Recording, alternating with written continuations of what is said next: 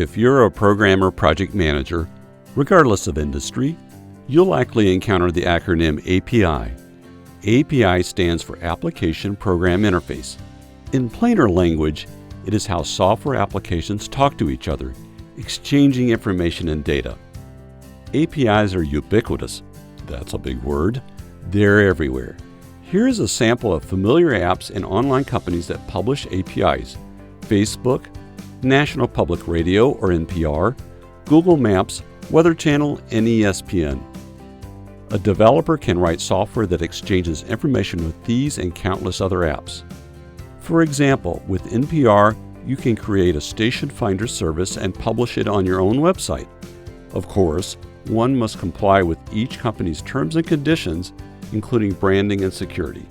We certainly have no shortage of news about mismanaged information. Expect scrutiny from these companies on how and why you use their data. Okay, we made it through the API acronym. It gets worse. How about HTTP, REST, JSON, and OAuth? Ugh. It's like a secret handshake to get into the API club. I'll do my best. If you're an expert on these topics, please turn away. I may mangle the details and turn this into an API horror scene.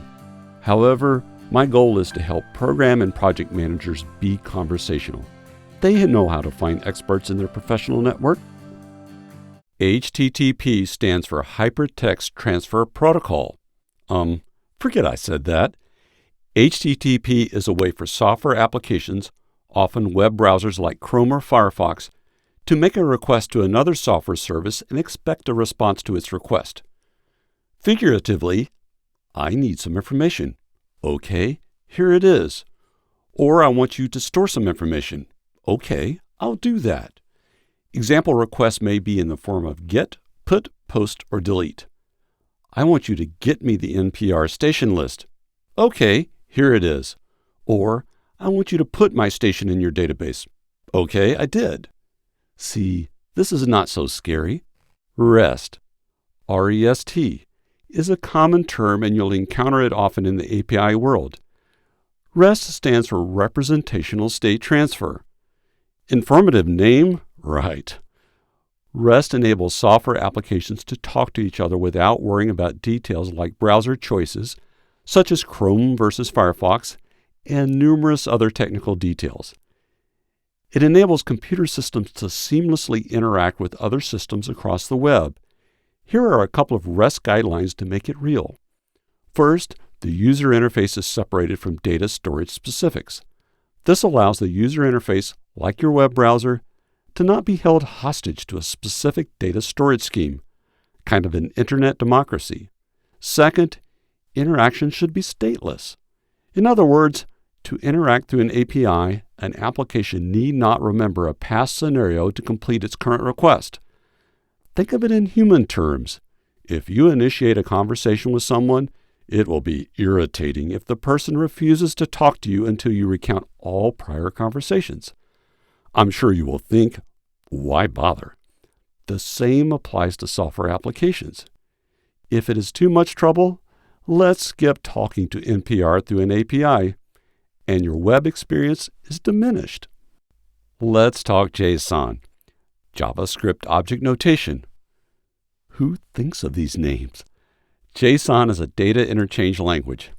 If software is to communicate through APIs, we need an agreed-to language for this to work. Think of a time when you were in a country that spoke an unfamiliar language, tough to impossible to communicate. I've sat there and just smiled during group conversations, reading body language, but not having a clue what was being said. JSON helps computers talk to each other in understandable terms. JSON is text-based and blends a human-centered language with terms familiar to programmers. It can still be dense for the non-programmer, but not impossible to comprehend, especially with just a bit of expert help. Security is critical. OAuth, Open Authorization, is a way for users to grant access to some of their data without sharing their password. For example, if a software application wishes to access NPR information or resources, The application must be authorized as a client along with a secret that uniquely identifies and authenticates the software application. Afterward, the app receives a token granting access through the API. It's elaborate and it works. Think of granting someone access to your home. You need to know their identity, the purpose of their access, which rooms they can use, what they are allowed to leave or take out of the house, and then provide a house key. I've used National Public Radio, NPR, as an example. Their API website is relatively easy to understand and can be found at dev.npr.org.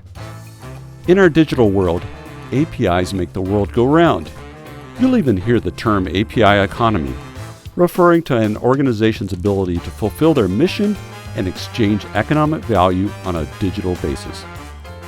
If you're planning a program or project management career, you'll be inevitably asked to manage some aspect of the API economy. Go for it and learn to speak API.